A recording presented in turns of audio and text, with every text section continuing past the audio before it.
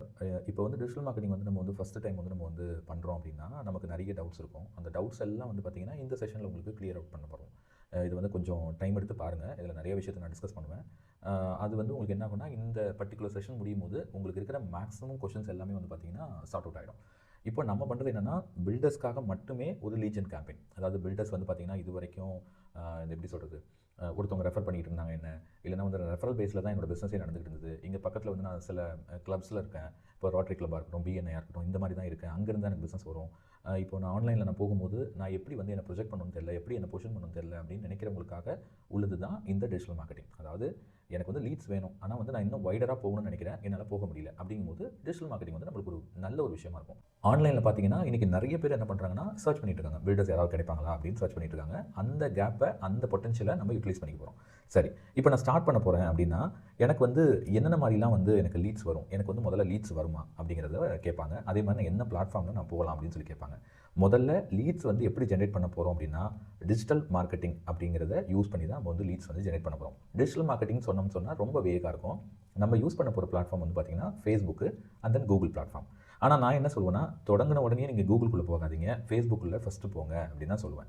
Facebook அப்படிங்கிறது வந்து Facebook மட்டும் கிடையாது. ஃபேஸ்புக்கில் வந்து பார்த்தீங்கன்னா, உங்களுக்கு வந்து அதை மெட்டான்னு சொல்லுவாங்க அந்த பிளாட்ஃபார்ம் என்டையராக. ஃபேஸ்புக் இருக்குது, அப்புறம் இன்ஸ்டாகிராம் இருக்குது. இன்றைக்கி வந்து பார்த்தீங்கன்னா அடுத்த பிளாட்ஃபார்ம் வந்து த்ரெட்ஸ் அப்படின்னு ஒரு பிளாட்ஃபார்ம் இருக்குது. இந்த மாதிரி இந்த 3 பிளாட்ஃபார்ம்லையும் நம்ம என்ன செய்ய முடியும்னா, நம்மளோட ஆட்ஸை நம்ம போட்டு நம்ம லீட்ஸை வந்து ஜெனரேட் பண்ணலாம். ஓகேவா? லீடுங்கிறது ஒன்றும் இல்லை சார், ஒரு வீடு கட்டணும்னு நினைக்கக்கூடிய ஒரு பர்சனோட ஃபோன் நம்பரு, அவங்களோட நேமு, அவங்க இருக்கிற சிட்டி, அவங்க பட்ஜெட்டு, இந்த மாதிரி ரிலேட்டட் இன்ஃபர்மேஷன். அதாவது பீஸ் ஆஃப் இன்ஃபர்மேஷன், ஒரு இன்ஃபர்மேஷன் தான் வந்து நம்ம லீடுன்னு சொல்கிறோம். அவங்ககிட்ட அந்த அந்த பையிங் பொட்டன்ஷியல் இருக்கும், இல்லைனா அவங்க நம்மளை எதிர்பார்த்து எங்கேயோ ஒரு இடத்துல நம்மளை தேடிட்டு இருப்பாங்க, அவங்கள நம்ம லீடுன்னு சொல்கிறோம். இது ஃபஸ்ட்டு கொஷன். லீட்ஸ் எப்படி ஜெனரேட் பண்ண போகிறோம்? மெட்டா பிளாட்ஃபார்ம்ஸை யூஸ் பண்ணி பிகினிங்கில் நம்ம லீட்ஸ் ஜெனரேட் பண்ண போகிறோம். அடுத்தது, எனக்கு உண்மையிலுமே வந்து ரியல் பையர்ஸ் வருவாங்களா, இல்லைனா வந்து ரேண்டம் என்கொயரிஸ் வருமா அப்படின்னு கேட்டிங்கன்னா, உண்மையிலுமே உங்களுக்கு ரியல் பையர்ஸ் வர தான் செய்வாங்க. அதில் வந்து எந்த விதமான மாற்று கருத்தும் கிடையாது. நம்ம அன்லஸ் அன்டில் நம்மளோட ஸ்ட்ராட்டஜி நம்ம தப்பாக பண்ணும்போது உங்களுக்கு நிறைய ஜங்க் லீட்ஸ் வரதுக்கான சான்சஸ் உண்டு. ஆனால் நம்ம வந்து கரெக்டாக பண்ணோம் அப்படின்னு சொன்னால் டெஃபினட்டாக உங்களுக்கு வந்து ரியல் பையர்ஸ் தான் வருவாங்க. அதில் வந்து நீங்கள் சந்தேகமே பண்ண வேணாம். சரி, 100 பேர் வராங்கன்னா 100 பேருமே எனக்கு ரியல் பையர்ஸாக இருப்பாங்களா அப்படின்னு கேட்டிங்கன்னா அது கிடையாது. 100 பேர் ரியல் பையர்ஸாக இருக்க மாட்டாங்க. அதில் வந்து மேபி நீங்கள் வந்து பெர்சன்டேஜ் வந்து மாறும். இந்த பெர்சன்டேஜ் வந்து எதை பேஸ் பண்ணி மாறுதுன்னு சொன்னால், அந்த பிராண்டோட விசிபிலிட்டி, அந்த பிராண்ட் ஆல்ரெடி ஒரு பெரிய பிராண்டாக இருக்குது அப்படிங்கிற பட்சத்தை தாண்டி, நம்மளோட ஸ்ட்ராட்டஜி, நம்ம எப்படி நம்மளை பொசிஷன் பண்ணுறோம், நம்ம என்ன மாதிரி வீடியோஸ் கொடுக்குறோம், நம்ம என்ன மாதிரியான அட்வர்டைஸ்மெண்ட்ஸ் வந்து மெசேஜிங்கில் சொல்லியிருக்கோம், இதெல்லாம் பேஸ் பண்ணி லீடோட குவாலிட்டி வந்து மாறுபடும் சார்.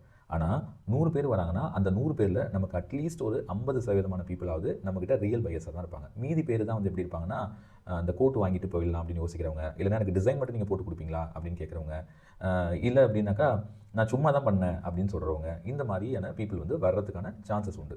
அப்போது ரியல் பையர்ஸ் வருவாங்களான்னு கேட்டிங்கன்னா கண்டிப்பாக வருவாங்க. அந்த ரியல் பையர்ஸை கண்டுபிடிக்கிறதும் நம்மளோட பொறுப்பு தான். அது எப்படின்னு நான் உங்களுக்கு பின்னாடி சொல்கிறேன்.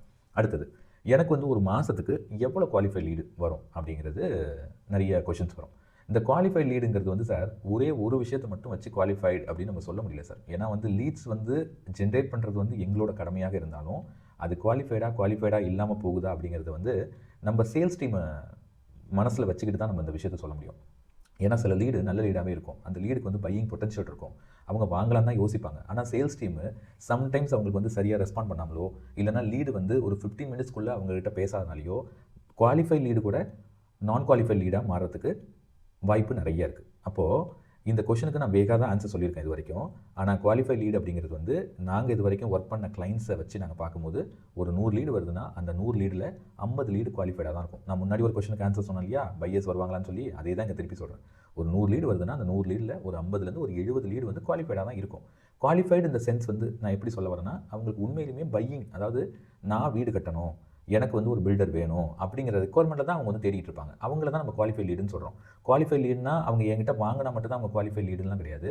அவங்களுக்கு அந்த ரெக்குவயர்மெண்ட் இருக்குது, அந்த ரெக்குவயர்மெண்ட் இருக்கிறனால என்னை தேடி வந்திருக்காங்க அப்படிங்கிறது தான் குவாலிஃபை லீடு சார். அதனால் குவாலிஃபை லீடு நீங்கள் என்ன வச்சுக்கலாம்னு சொன்னாக்கா, ஒரு 50% கூட நீங்கள் வச்சுக்கலாம். நீங்கள் 70 கூட போக வேணாம். 100 லீடு வருதா, 100 லீடில் உங்களுக்கு 50 லீடு வந்து குவாலிஃபை லீடு அப்படின்னு சொல்லிட்டு நீங்கள் வச்சுக்கலாம். ஓகே, இந்த 4th கொஸ்டின் என்ன அப்படின்னு சொன்னால், நான் வந்து ஒரு லீடுக்காக வந்து எவ்வளோ நான் ஸ்பெண்ட் பண்ணுற மாதிரி இருக்கும் அப்படின்னு சொல்லிட்டு இந்த கொஸ்டின் கேட்பாங்க. அதாவது என்னோட லொக்கேஷனில் நான் கோயம்புத்தூரில் இருக்கேன், மதுரையில் இருக்கேன், திருச்சியில் இருக்கேன், சென்னையில் இருக்கேன், என்னோட லீட் காஸ்ட் வந்து எப்படி இருக்கும், அதாவது ஒரு பர்சனோட இன்ஃபர்மேஷனை வாங்குறதுக்கு நான் எவ்வளோ ஸ்பெண்ட் பண்ணுற மாதிரி இருக்கும் அப்படின்னு சொல்லி கேட்பாங்க.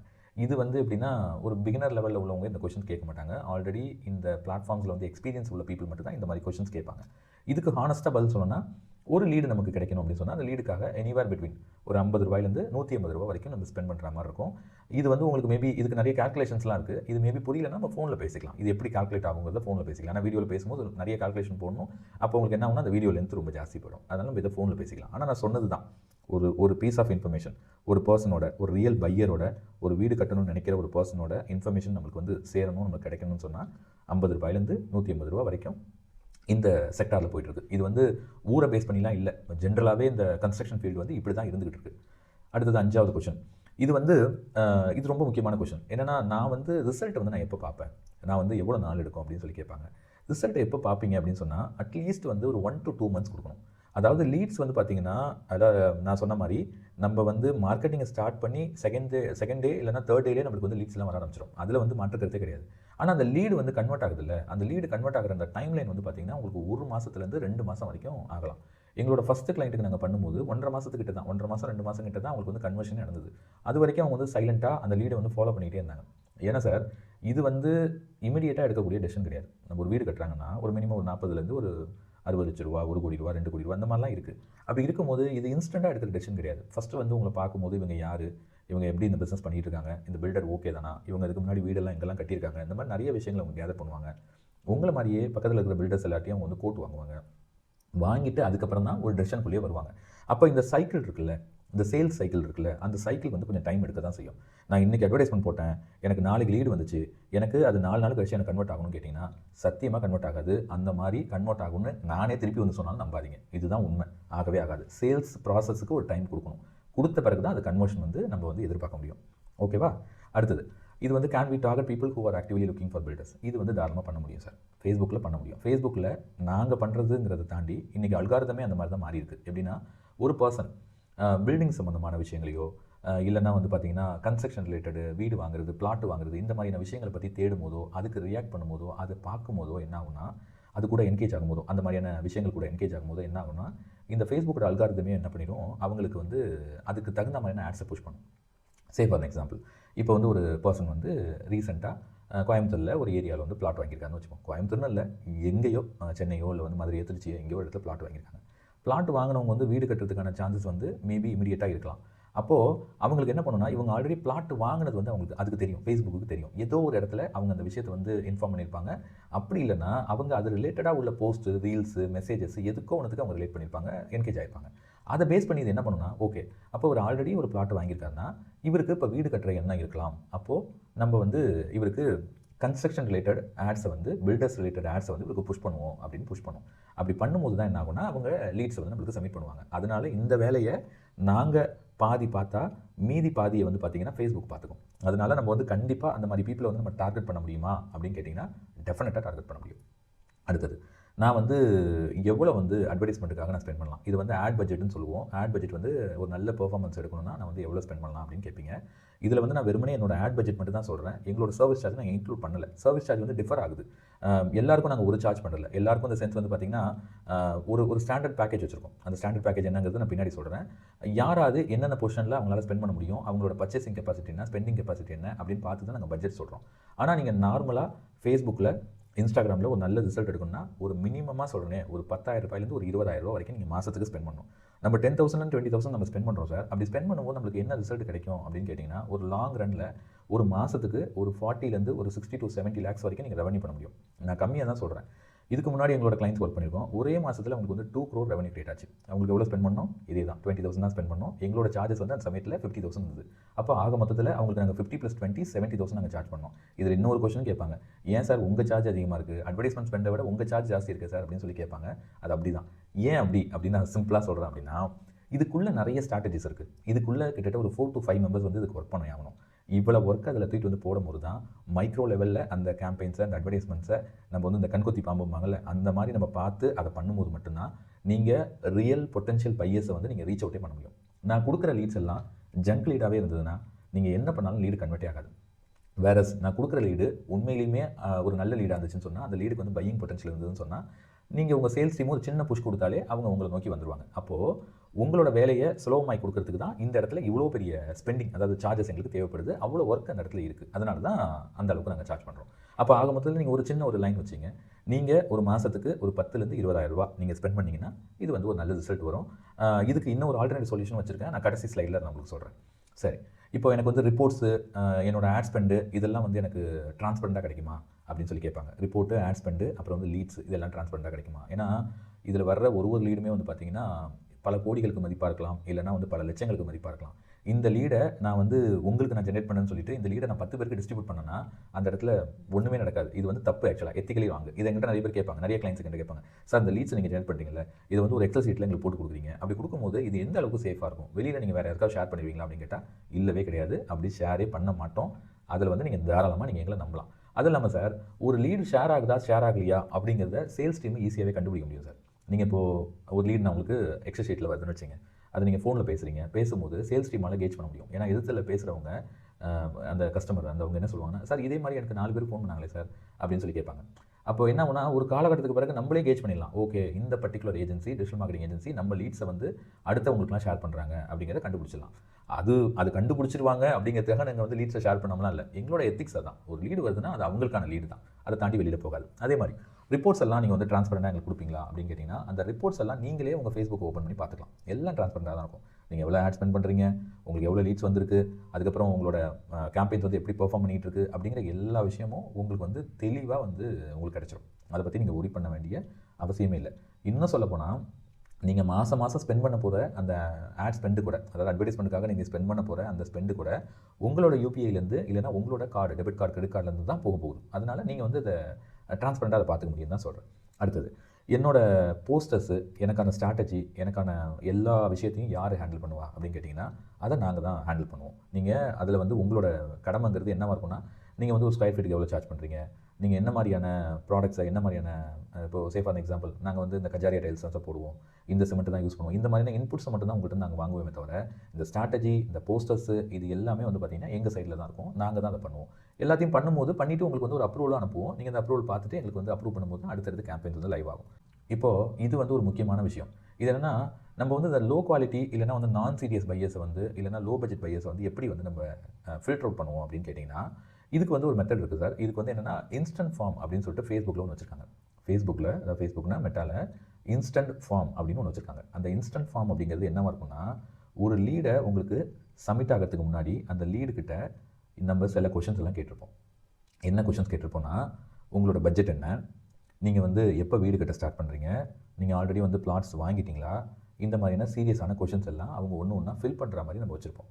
அப்படி ஃபில் பண்ணும்போது என்ன ஆகும்னா, நான் சீரியஸாக இருக்கிறவங்க இவ்வளோ டீட்டெயில்ஸை ஃபில் பண்ணி வரமாட்டாங்க. ஒரு 7 to 8 கொஷின்ஸ் இருக்கும். இப்போ சேஃபான எக்ஸாம்பிள், எங்களோட ஆட்ஸ் ரன்னிங்கில் இருக்குன்னா அந்த ஆட்ஸில் எல்லாமே நாங்கள் அப்படி தான் கேட்டிருப்போம். நீங்கள் மேபி பார்த்துருக்கலாம், ஆட்ஸ் வழியாக வந்தீங்கன்னா அதில் பார்த்துருக்கலாம். நீங்கள் எப்போ ஸ்டார்ட் பண்ண போகிறீங்க, அப்புறம் வந்து உங்களோட மார்க்கெட்டிங் பட்ஜெட் என்ன, அதே மாதிரி உங்கள் கம்பெனி பேர் என்ன, இது எல்லாம் கேட்டுட்டு தான் நம்ம வந்து உள்ளேயே லீட்ஸ் எங்களுக்கு உள்ளே வரும். அதே மாதிரி நம்மளும் வந்து ஒரு பர்சன் வந்து வீடு கட்டணும்னு வர்றவங்கள்ட்ட உங்கள் பட்ஜெட் என்ன, நீங்கள் வந்து பிளாட் வந்து வாங்கிட்டீங்களா, இல்லை வாங்க போகிறீங்களா, இல்லை எப்போ கட்டலான்னு இருக்கீங்க, இந்த டைம் லைன்லாம் என்ன அப்படிங்கிற மாதிரி ஃபில்டர் கொஷின்ஸ்லாம் கேட்டுட்டு தான் உள்ளே வரும். அப்படி வரும்போது என்ன ஆகும்னா, உங்களுக்கு அந்த லீடு வந்து ஃபில்டர் அவுட் ஆகி தான் வரும். நான் சீரியஸ் பையர்ஸ் வந்து நிறைய வர்றதுக்கான சான்ஸ் இல்லை.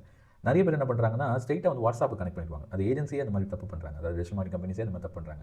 ஸ்ட்ரெயிட்டாக ஒரு லீடை கிளிக் பண்ண அடுத்த நிமிஷம், அது லீடு வந்து ஒரு பட்டனை கிளிக் பண்ண அடுத்த நிமிஷம் என்னன்னா வாட்ஸ்அப் போயிடும். அப்படி வாட்ஸ்அப் போகும்போது என்ன ஆகுதுன்னா, இவங்க நம்ம ஃபோன் பண்ணி கேட்டோம்னா, சார் இல்லை சார் என் பையன் தெரியாமல் அழுத்திட்டாங்க, இல்லைனா நான் தெரியாமல் அழுத்திட்டேன் சார், அது ஏதோ உள்ளே வந்துச்சு சார், சாரி சார் அப்படின்வாங்க. ஆனால் இதில் அப்படி சொல்ல முடியாது. ஏன்னா அவ்வளோ இன்ஃபர்மேஷன் அவங்க கையால் டைப் பண்ணி உள்ளே வந்திருக்கனால லீட்ஸ் வந்து ஓரளவுக்கு குவாலிட்டியாக இருக்கும். அடுத்தது, இப்போது இந்த ஃபாலோ அப்புக்கும் கன்வர்ஷன் வரைக்கும், அதாவது ஒரு லீடு வந்துச்சு, இந்த லீடை வந்து ஃபாலோ பண்ணுறது, அப்புறம் வந்து கன்வர்ஷன் பண்ணுறது, இதுக்கு வந்து ஏதாவது சிஸ்டம் இருக்கான்னு கேட்டிங்கன்னா, இது வந்து பார்ஷியலாக வந்து நம்ம வந்து ஆட்டோமேட் பண்ண முடியும். மீதி வந்து பார்த்திங்கன்னா கண்டிப்பாக வந்து ஒரு சேல்ஸ் டீமில் வந்து ஒரு பர்சன் பேசி தான் ஆகும், வேறு வழியே கிடையாது. பாதி ஆட்டோமேட் பண்ணலாம்னா அவங்களுக்கு ஒரு ஃபாலோ அப் மெசேஜ் கொடுக்குறது, இல்லைனா உங்களுக்கு லீடை சப்மிட் பண்ண அடுத்த நிமிஷம், உங்களுக்கு வந்து ஃபேஸ்புக் அண்ட் இன்ஸ்டாகிராமில் லீடு சப்மிட் பண்ண அடுத்த நிமிஷம் அவங்களுக்கு ஒரு ஆட்டோமேட்டட் க்ரீட்டிங் மெசேஜ் அனுப்புறது, உங்கள் கம்பெனி பற்றின இன்ஃபர்மேஷன் அனுப்புறது, எங்கள் சேல்ஸ் டீம் இன்னும் உங்களை ஒரு 15 மினிட்ஸில் கூப்பிடுவாங்க அப்படின்னு சொல்கிறது, இந்த மாதிரியான விஷயங்கள்லாம் பார்ஷியல் ஆட்டோமேட் பண்ணலாம். ஒரு லெவலுக்கு அப்புறமா பார்த்தீங்கன்னா ஹியூமனோட டச் தேவைப்படும், கண்டிப்பாக டச் தேவைப்படும். அந்த டச்சுக்கு வந்து அந்த டச் தான் வந்து என்ன பண்ணால் உங்களுக்கு கன்வர்ஷனை கொடுக்கும். அதனால் இது வந்து பார்ஷியலி ஆட்டோமேட்டட், பார்ஷியலி வந்து பார்த்தீங்கன்னா உங்களுக்கு மேனுவல் தான் பண்ணி ஆகணும். இதுதான் இந்த சிஸ்டம், அதாவது சேல்ஸ் சிஸ்டம் வந்து இப்படி தான் ஒர்க் அவுட் ஆகும். சரி, ஓகே சார், இப்போ வந்து எனக்கு ஆல்மோஸ்ட் டவுட்ஸ் எல்லாம் கொஞ்சம் சால்வ் ஆகிடுச்சு. இருந்தாலும் எனக்கு வந்து இன்னமும் இன்வெஸ்ட் பண்ண பயமாக இருக்குது அப்படின்னு சொல்கிறவங்களுக்காக தான் இந்த பிளான் வச்சுருக்கோம். இந்த பிளான் வந்து எப்படி அப்படின்னு சொன்னீங்கன்னா, இது வந்து 5,999, அதாவது நீங்கள் 5,999 தான் ஸ்பெண்ட் பண்ண போகிறீங்க. இது 10 day ட்ரையல் பிளான். இந்த பிளானில் நமக்கு முதல்ல லீட்ஸ் வருதா, அந்த லீட்ஸ் வந்து குவாலிஃபைங் லீட்ஸாக இருக்கா, நம்ம இதில் நம்பி அடுத்தடுத்து இன்வெஸ்ட் பண்ணலாமா அப்படிங்கிறத தெரிஞ்சுக்கிறதுக்காக தான் இந்த பிளான் நாங்கள் செட் பண்ணியிருக்கோம். உங்களுக்கு இந்த பிளான் வந்து நீங்கள் பிகினிங்கில் வந்து உங்களுக்கு இது பர்ஃபெக்டாக வருது, இது பர்ஃபெக்டாக ஒர்க் அவுட் ஆகுது, இதுலேருந்து உங்களுக்கு லீட்ஸ் வருது, இதுலேருந்து நீங்கள் கன்வெர்ட் பண்ணுற மாதிரி இருக்கும்னு சொன்னால் மட்டும்தான் நாங்களே வந்து உங்களை அடுத்தடுத்த பிளான்ஸ்க்கு வந்து சஜஸ்ட் பண்ணுவோம். இல்லைனா நீங்கள் போக வேண்டாம் சார், நீங்கள் ஸ்டாப் பண்ணிங்க அப்படின்னு நாங்கள் சொல்லுவோம்.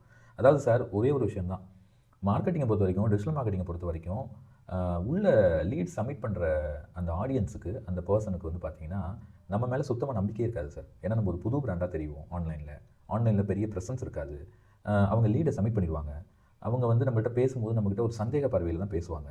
அவங்கள ரொம்ப ஸ்லோவாக, அவங்களுக்கு பொறுமையாக, அவங்களுக்கு கேட்குற கேள்விக்கெலாம் நீங்கள் பதில் சொல்கிற மாதிரி எல்லா இன்ஃபர்மேஷனும் கொடுத்து ஒரு டைரக்ட் மீட்டிங்கை நீங்கள் செட் பண்ணி அதுக்கப்புறம் தான் நீங்கள் கன்வெர்ட் பண்ண முடியும். இங்கே நிறைய பேர் வந்து எதிர்பார்க்குற ஒரு விஷயம் வந்து இங்கே நடக்காது. என்னன்னா இன்ஸ்டண்ட்டாக எனக்கு நடக்கணும் அப்படின்னு சொல்கிறது. அதான் நான் சொல்லுவேன், ஃபஸ்ட்டு சேல்ஸ் காலில் வந்து நம்ம வந்து சேல்ஸை எதிர்பார்க்குறதே தப்பு. செகண்ட் கால், தேர்ட் கால், ஃபோர்த்து கால்னு சொல்லிட்டு நம்ம போகணும். போனால் மட்டும்தான் அது வந்து அடுத்தடுத்த லெவலில் வந்து அது வந்து ஃப்ரூட்ஃபுல்லாக இருக்கும்.